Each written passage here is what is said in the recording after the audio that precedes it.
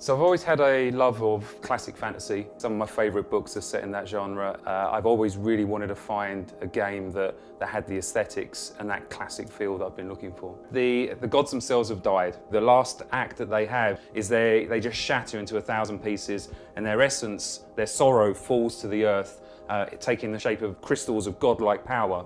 And these kind of plunge to the earth, devastating civilization.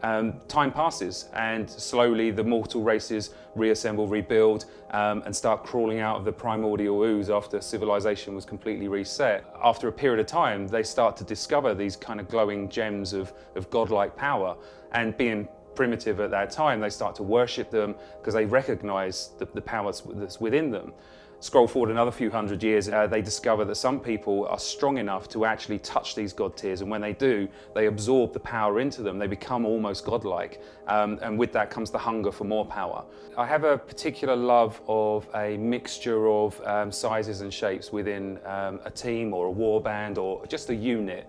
Things like the A-Team, or you've got Guardians of the Galaxy with a wide range of, really people who shouldn't be together, but the conceit is always that, conflict and combat will force people together and forge friendships and bonds that are just stronger than any kind of racial boundaries.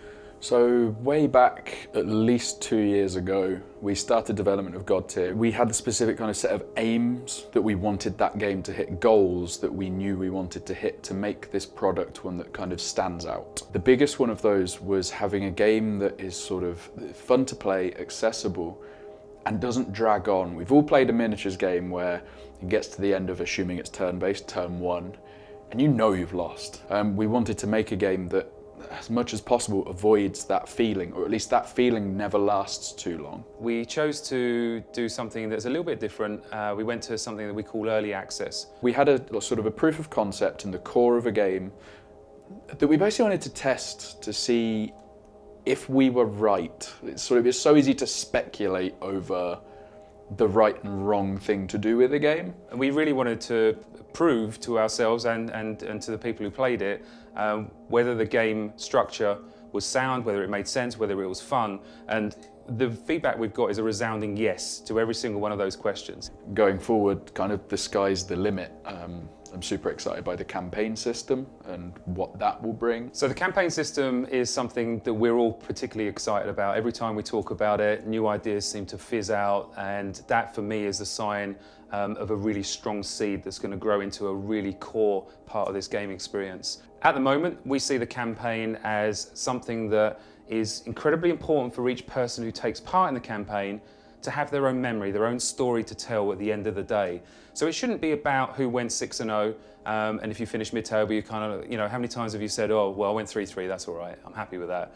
Actually, what I really want you to do is every single person who plays in an event to, at the end of it, have their own unique story. Fans are going to get to create their own stories, and I'll be able to, run some maybe Facebook interactions with people to say, what was your story this weekend when you went to, the inaugural campaign, that kind of stuff, and seeing those stories, being able to repost them onto the blogs. I think there's a lot of content that's going to come out of the campaign weekends. So Godtear has around about 12 months of development left in it. With the early access guys and the Kickstarter community we're looking to build, we're looking forward to working with everyone to put the finishing touches to this game. When we kickstart projects, I get to meet a whole bunch of new people. I get to talk to them via the comments on Facebook, Twitter, and in the Kickstarter itself. You get this really nice community that grows, and people get to know each other. They come back for the daily updates. You begin to recognize people's usernames, and that's my favorite part of Kickstarter, is the huge community that comes out of it. So once the game has funded on Kickstarter, it will go into full development. The production team will get involved and start working with our manufacturing partners to start cutting the molds, which is a lengthy process, which is why we want to get started now. The production and the shipping, again, other lengthy processes. So we're allowing ourselves 12 months to finish this game and get it to backers, and then it'll be a month or two after that it'll get to retail. So at the moment we've got about sort of 1,000 people plus on the Facebook page. And then with a Kickstarter and the reach that can give you, I think it's going to grow so much, and I can't wait for these sort of communities to glue together. And you've got your board gamers who'll be interested, you've got your tabletop gamers, and the different ideas that they can sort of put together in a big melting pot, and we create a new community is going to be amazing. The future is bright for Godtear. Hope we continue to go upwards.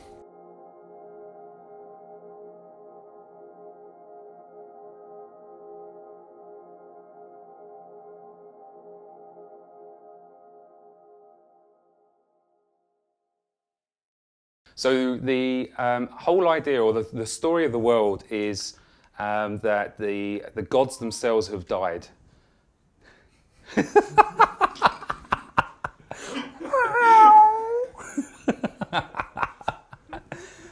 haven't got a microphone, eh? Trying to steal my thunder.